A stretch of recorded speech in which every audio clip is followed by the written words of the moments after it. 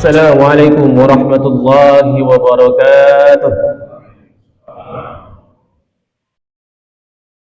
Alhamdulillahi rabbil alamin, wa afdalus salati wa atammut taslim ala nabiyyina Muhammadin sayyidil mursalin wa imamil muttaqin wa ala alihi wa ashabihi al-mujahidin at-tahirin, amma ba'du. Qala Allah ta'ala fi kitabihil karim wa huwa asdaqul qailin. أعوذ بالله من الشيطان الرجيم. بسم الله الرحمن الرحيم. قل إن كنتم تحبون الله فاتبعوني يحببكم الله ويغفر لكم ذنوبكم والله غفور رحيم. قل أطيعوا الله والرسول فإن تولوا فإن الله لا يحب الكافرين. صدق الله العظيم.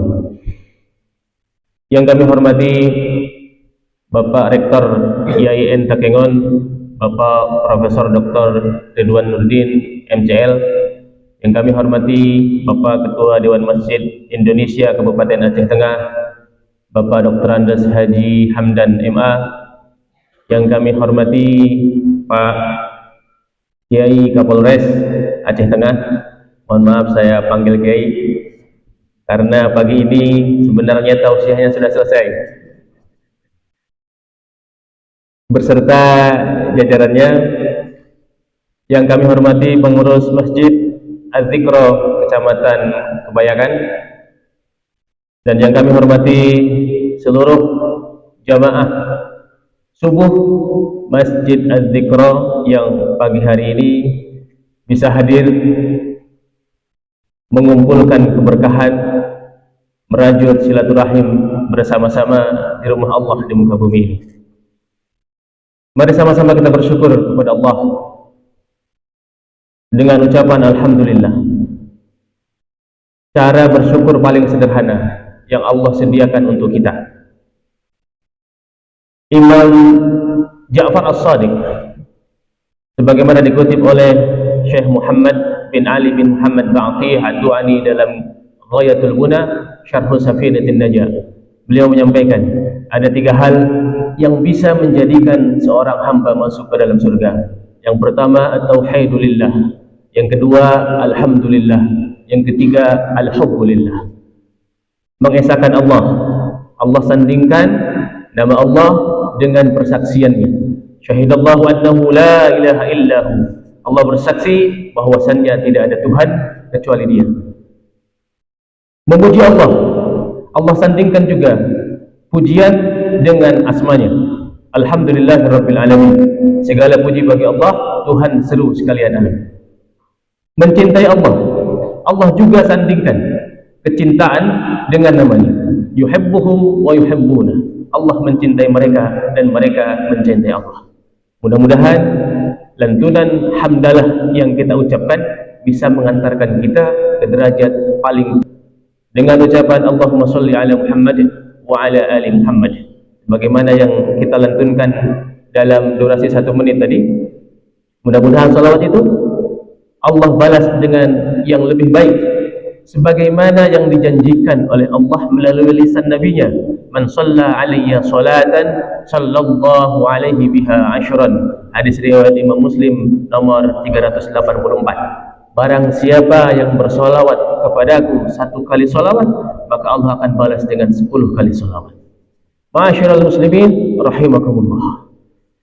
Berbicara tentang kecintaan kita kepada Rasulullah SAW, sebagaimana yang Allah sampaikan di dalam surah Ali Imran ayat 31 yang baru saja kita dengar, memiliki makna menerima dan melaksanakan apa yang disampaikan oleh Rasulullah SAW melalui pikiran, perkataan, dan perbuatan. Banyak cara yang bisa kita lakukan. Mengucapkan zikir-zikir yang diajarkan oleh Rasulullah SAW, melaksanakan kebiasaan-kebiasaan Rasulullah SAW, dari yang paling gampang sampai yang paling susah. Di antara kebiasaan Rasulullah SAW, sebagaimana disampaikan oleh Bapak Kapolres, adalah menghindari sifat negatif, menghindari pikiran negatif. Bahasa agamanya hasad. Dalam satu kitab yang ditulis oleh Syekh Nawawi Al-Jawi Al-Bantani At-Tannari Asy-Syafi'i, yang lahir tahun 1213 Hijriah. Kitab ini ditulis tahun 1293 Hijriah selama 32 hari. Nama kitabnya Madarijus Su'ud ila Iktisa'il Barud. Beliau mengutip salah satu pesan Rasulullah SAW. Pesan ini tercantum dalam kitab Sunan At-Tirmidzi, Kitabul Ilmi an Rasulullah SAW, bab ma ja'a fil akhdi bis sunnah wa bil bid'ah. Nomor hadisnya 2678. Pesan Rasulullah kepada sahabat Anas bin Malik. Qala Anas bin Malik, qala li Rasulullah SAW, ya bunayya, in qadarta an tusbiha wa tumsiya, laisa fi qalbika ghishun li ahadin faf'al. Thumma qala li, ya bunayya, wa dhalika min sunnati, wa man ahya sunnati faqad ahabbani, wa man ahabbani kana ma'i fil jannah. Imam Anas bin Malik menyampaikan satu kisah terkait dengan wasiat Rasulullah SAW, dan disampaikan oleh Imam At-Tirmidzi. Kisah ini merupakan kisah yang panjang. Seperti diketahui, Imam Anas bin Malik merupakan sahabat Rasulullah SAW sekaligus khadimuhu, asisten beliau. Beliau dititipkan kepada Rasulullah di saat usianya 10 tahun. Ibunda beliau menitipkannya kepada Rasulullah seraya memohonkan doa agar diberkahi hartanya, keturunannya, dan dimasukkan ke dalam surga. Imam Anas bin Malik lahir tahun ke-10 sebelum Hijriah. Di saat Rasulullah wafat, beliau berusia 20 tahun.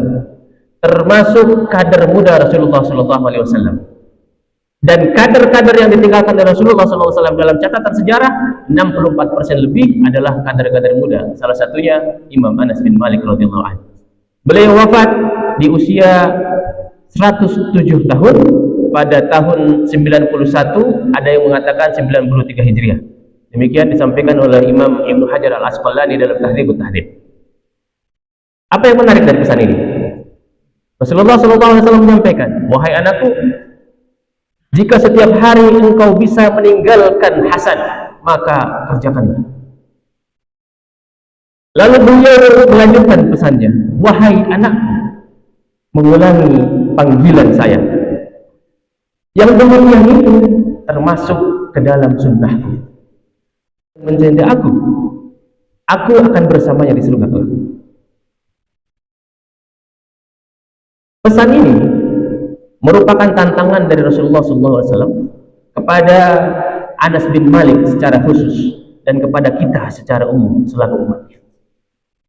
Tantangan beliau, satu hari meninggalkan hasad. Ketika kita berhasil meninggalkan hasad, meninggalkan dengki, meninggalkan iri hati dalam satu hari, hitungannya menghidupkan sunnah. Dan menghidupkan sunnah, hitungannya mencintai Rasulullah SAW. Dan tiada pahala yang diberikan oleh Allah Subhanahu wa taala ketika seseorang hamba mencintai Rasulullah SAW kecuali ma'iyyatuhu fil jannah, dia akan membersamai Rasulullah SAW di dalam surga. Sungguh ini merupakan iming-iming, ini adalah promosi luar biasa dari Rasulullah SAW kepada umatnya. Karena hal ini merupakan hal yang besar, bahkan sangat besar di dalam agama, maka pahalanya surga. Karena kalau pahalanya biasa-biasa saja, kalau hadiahnya biasa-biasa saja, tidak mungkin dijanjikan surga. Yang kita lihat, kalau hal-hal yang remeh-temeh, biasanya hanya mendapatkan payung atau gelas atau jam dinding. Paling mahal, mobil. Begitu, itu untuk hal-hal duniawi. Ma'asyiral muslimin rahimakumullah. Kalau kita runut sejarah, dengki, iri hati, atau hasad, itu pertama kali muncul saat iblis terusir dari surga. Imam Al-Qurtubi dalam Al-Jami' li Ahkamil Quran menyatakan, awal dari kemaksiatan itu adalah takabur dan iri hati. Iblis diperintahkan untuk bersujud kepada Allah seraya menghadap Nabi Adam alaihissalam. Dia menolak, dia terusir dari surga. Kehormatannya tercabik-cabik, posisinya digeser, sehingga muncul hasad. Dengan berbagai macam upaya, propaganda dilakukan sampai kepada keberhasilan iblis merayu Sayyidah Hawa untuk mempengaruhi Nabi Adam alaihissalam memakan buah larangan. Muncullah toma, al-hirs dikatakan, ketamakan di dalam diri Sayyidah Hawa dan Nabi Adam akibat propaganda iblis, sehingga keduanya tergelincir dengan bujuk rayu iblis yang bersumpah atas nama Allah. Demi Allah, kata iblis, aku termasuk orang-orang yang ingin kalian berdua mendapatkan keberkahan dari Allah. Wa qasamahuma inni lakuma laminan nasihin. Karena sumpah yang dibangun atas nama Allah diucapkan oleh iblis kepada mereka berdua, mereka mengikuti bujuk rayu itu. Seterusnya, iblis tidak puas hanya dengan menjadikan Adam dan Sayyidah Hawa turun ke bumi. Dia bertekad mengumpulkan bala tentara sebanyak-banyaknya. Dia bertekad mengumpulkan pengikut sebanyak-banyaknya melalui bujuk rayunya kepada anak cucu Adam. Anak cucu Adam selama iblis ada sampai hari kiamat nanti, mereka berada di dua persimpangan. Yang pertama, selamat dari hasad. Yang kedua, selalu mengikuti dorongan nafsunya, bisikan iblis untuk iri dan dengki kepada sesamanya. Inilah sejarah munculnya hasad, inilah sejarah munculnya kerakusan, inilah sejarah dosa pertama yang terjadi pada saat Nabi Adam alaihissalam menikmati keindahan surga. Ma'asyiral muslimin rahimakumullah. Bagaimana cara kita terhindar dari iri dan dengki, terhindar dari hasad? Salah satunya adalah kegiatan Rabu Berkah ini menjadi jembatan untuk mengenalkan kampus IAIN Takengon di bawah kepemimpinan Pak Rektor kita, Bapak Profesor Dr. Ridwan Nurdin MCM, untuk diketahui oleh masyarakat bahwa orang-orang kampus adalah orang-orang yang bersedia untuk mengabdikan kehidupannya bagi masyarakat sekitar khususnya, dan bagi masyarakat luas secara umum, melalui pengabdian keilmuan, melalui pengabdian kemasyarakatan, melalui pengabdian-pengabdian yang lain, yang itu dijembatani oleh fasilitas-fasilitas yang disediakan. Karenanya kampus IAIN Takengon bekerjasama dengan Dewan Masjid Indonesia menyelenggarakan kegiatan safari subuh Rabu Berkah. Mengapa hari Rabu yang dipilih? Tentu Bapak Profesor sudah memiliki alasan tersendiri. Saya hanya menyampaikan bahwa para ulama dalam melakukan kajian-kajian ilmiah banyak yang memulai kajian mereka di hari Rabu. Hari Rabu memiliki keistimewaan karena Rabu itu dalam satu riwayat dari Imam Muslim merupakan hari Allah menciptakan cahaya. Para ulama mengambil hikmah dari hadis ini sehingga mereka menginginkan cahaya keilmuan bisa menyebar dengan permulaan hari yang baik. Hari Rabu juga menjadi tanda keselamatan bagi orang-orang yang mengikuti perintah Allah dan kerusakan serta kehancuran bagi orang-orang yang menyalahi perintahnya. Kalau kita lihat sejarah bagaimana kaum Samud, kaum Nabi Saleh dihancurkan tatkala mereka melakukan pembangkangan di hari Rabu. Hari Kamis wajah mereka berubah menguning, hari Jumat wajah mereka berubah memerah, hari Sabtu wajah mereka berubah menghitam, hari Ahad turun azab kepada mereka. Demikian juga dalam satu riwayat diceritakan bahwa Allah Subhanahu wa taala menyelamatkan Musa, Harun beserta Bani Israel dari kejaran Fir'aun pada hari Rabu, sekaligus menenggelamkan Fir'aun beserta lebih dari 1 juta pengikutnya di Laut Merah. Karenanya Rabu memiliki keistimewaan dari keselamatan yang ada padanya sampai kecelakaan bagi siapa yang tidak bisa mengambil hikmah dari pelajaran yang telah Allah berikan pada umat-umat terdahulu. Ma'asyiral muslimin rahimakumullah. Kembali kepada hasad. Hasad merupakan sifat alami sejatinya yang ada pada diri manusia. Kenapa? Karena dia tidak pernah merasa puas dengan apa yang dia miliki. Secara sederhana, hasad diartikan senang melihat orang susah, susah melihat orang senang. Karenanya, ketika kita berusaha menyatakan diri sebagai pengikut Rasulullah SAW, cinta kepada sunnahnya, mari sama-sama kita mawas diri setiap hari. Adakah hasad, adakah iri dengki, adakah rasa ingin menguasai kenikmatan orang di dalam diri kita?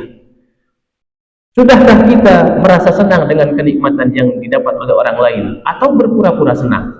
Dan sudahkah kita merasa sedih ketika saudara kita tertimpa musibah, atau kita berpura-pura sedih karena susah membedakan antara yang benar-benar sedih atau berpura-pura sedih, atau antara orang yang senang dan berpura-pura senang? Karenanya hasad ini akan senantiasa membalut kepribadian siapapun orangnya.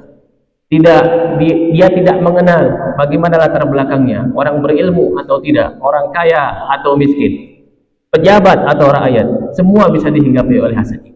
Karena usaha yang dilakukan oleh iblis terus-menerus dilakukan sampai dunia ini berakhir.